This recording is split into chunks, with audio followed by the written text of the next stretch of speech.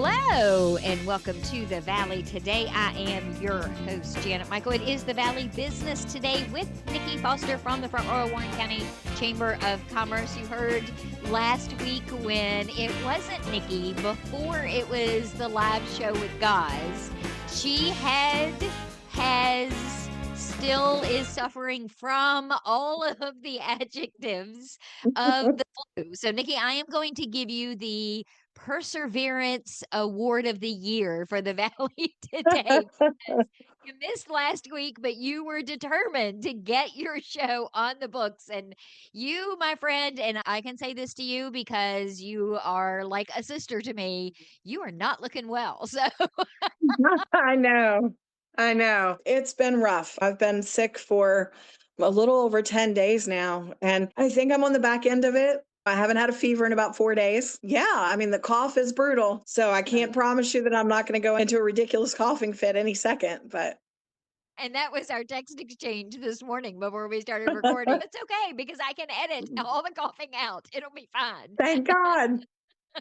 And then we joked, okay, let's get the show done before you start coughing, and then we can gossip Right. and catch up after we're done recording. Yeah, it's really awful. So let's start with annual dinner. You had the Stargazers Gala, and I understand there were a lot of award-winning people at that event. There was. It was a great event. Things went really well. We're really pleased to honor so many wonderful people in the community. So I'll just go down the list really quickly. Citizen of the Year was Tana Hoffman, very deserving. Education Contributor of the Year was our very own Mayor, Lori Cockrell. Lori is celebrating 36 years in the public school system, and she's actually retiring this year. One of her former students wrote quite an award nomination for her in regards to how Lori kind of followed her through her entire education rather than just being her elementary school teacher, but followed her all the way through and really saw that she continued higher education, all of those things. It's very heartwarming. Nonprofit of the Year was Blue Ridge Opportunities, one of my favorite organizations. Entrepreneur of the Year was Shelly Cook. We all know all the things that Shelly's doing within the community to just make it better. We had 2 community spark plugs. That's a new award, and it means exactly what it's called. And the first of those spark plugs was Jen Avery, and the second was Rob MacDougall. And then we had Small Business of the Year, which was On Q Sports Bar and Grill, and Large Business of the Year, which was Rappahannock Electric Cooperative. I am so glad that you split up the small and large business of the year. You and I have a lot of history with those awards, and it used to only be one category. And I think it is just so much more fair and really gives you the opportunity to have 2 businesses highlighted based on their size.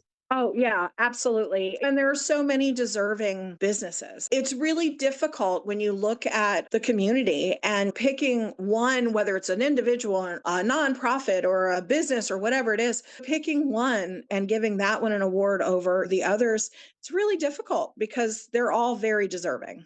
I know in years past, 10 years or more ago, when I was on those committees, it was difficult because your larger businesses had the ability sometimes to write those checks, which is very valuable and needed to nonprofits and community organizations. Whereas your smaller businesses tended to give of their time, which is also very valuable. But those are 2 very different things. And it's very hard to compare them and decide which one is more valuable. So now you don't have to make that decision.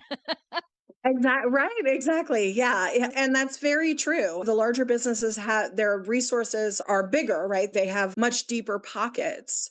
But that certainly doesn't mean that the smaller businesses and the things that they're doing aren't just as impactful. What was the room like? I remember our last conversation, and this is what I ask all sorts of people that are having events like this is about the dress code. And I know that was a big topic of conversation that you could dress up, you didn't have to dress up. What kinds of outfits were people wearing in the room that night? It was very much a mix mash of things. You had some folks that went full on glam, right? And they were wearing really elegant cocktail dresses. And then you had other folks that were wearing their work work uniform, whether it was khakis and a polo shirt, that sort of stuff. So it's really ran the gamut of things. The room looked fantastic. Brad Minardi with Artsy came in and did an incredible job with uplighting, and he created this out of this world lighting effect to the room that really just lent itself to the theme so beautifully.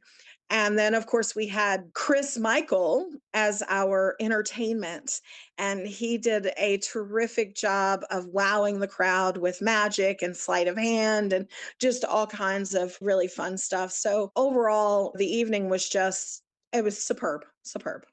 And adding someone like Chris Michael as entertainment is fairly new. You haven't done that in previous Mhm. dinners. Yeah, that's not something that we had done previously.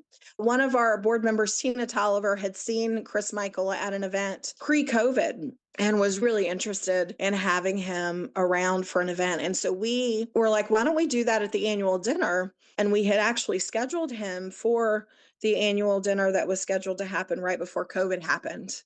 And so that didn't happen, but here we are, 5 years removed from COVID, and we were able to bring him to town, and we're so really thankful that we did because he was terrific. I saw a ton of photos. It looked like everybody was having an absolute blast according to Facebook. So it looked like it was a really fun night for everybody that attended. It was really good. It was a great opportunity for us to step our foot back into the annual dinner awards, which we hadn't done since COVID, and we're really thankful for everyone who made it such a terrific event. Up next, you've got the bowling event in March, and that event has really taken on a life of its own as well. Yeah, those events are so fun. We do the bowling event twice a year typically. We do it in March and we do it in November, and they sell out every time. It's such a just fun, sort of low key, doesn't require a whole lot from anybody. And it's an opportunity to do a couple of different things. Either grab a group of your friends and come to the bowling alley and just have a good evening, reward your team with an evening out, or participate in some team building.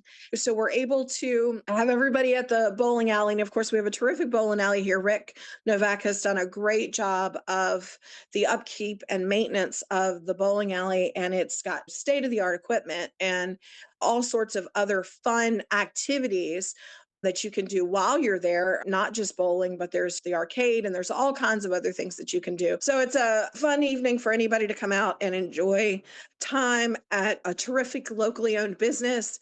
And of course, as we all know, Rick also owns the movie theater. And there was a pretty big tragedy there a couple of weeks ago. So there was a fire and they're going to be closed for a while. So supporting Rick and his family by coming to the bowling alley is a great way, of course, to support them. Where can people go to sign up for a team? Do they have to RSVP if they're just coming to hang out? How does all Yes. that work? Of course, all the normal ways you can sign up on our website. You can also sign up through Facebook. There's a Facebook event, and then attached to that event, there's the Jot form that you can register your team. Then, of course, you can always come to the chamber office and fill out a form, a regular form, if you'd like to do that as well. So there's plenty of ways to register and be part of that fun event. I would recommend doing any online version so that Nikki doesn't breathe on you.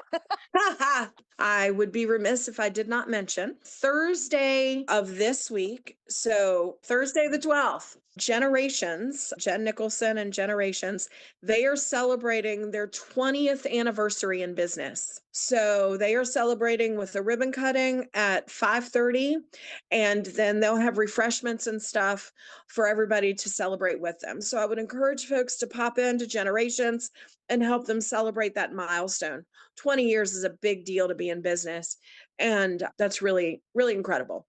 And she has a fairly new location, right? Didn't she move? She did. So she used to be located in the Martin Shopping Center, Royal Plaza Shopping Center. And about 2 years ago, she relocated to Warren Avenue into her own building and renovated it for the purposes of her salon. We'll take a break now so you can catch your breath. And then when we come back, we'll talk business after hours. We'll talk wine and craft festival, all of those things. Does that work? Sounds good. We are going to take a quick break. When we come back, we're going to continue our conversation with Nikki Foster. She is president at the Front Royal Warren County Chamber of Commerce. We're going to learn about some staggering statistics about signups for the Wine and Craft Festival when we come back in just a couple of minutes. United Way of the Northern Shenandoah Valley is inviting nonprofits to help map the region's nonprofit safety net. If your organization serves Winchester City, Frederick, Clark, Warren, Shenandoah, or Page counties, we encourage you to take our regional nonprofit survey. The information collected will help identify gaps, support collaboration, and inform community leaders and funders. The survey takes about 30 minutes and is available at unitedwaynsv.org.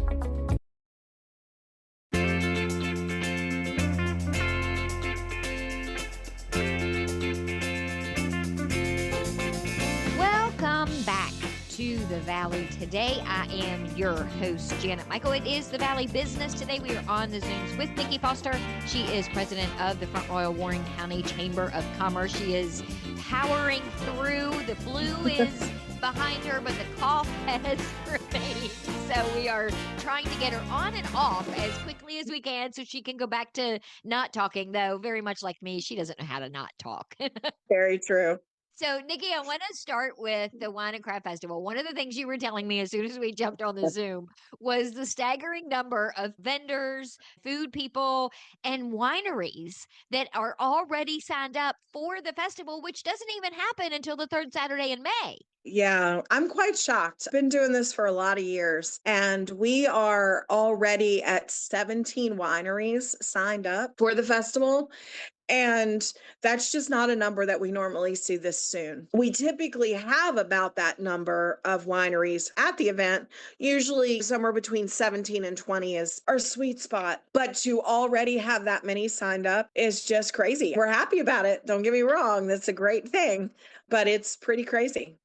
And there are new ones, which I always get excited about. There are the regulars Yes. that I go and I am excited to be able to get that glass or buy a couple of bottles from my favorite ones. But I love that new ones are coming on board so I can try something maybe I haven't had before.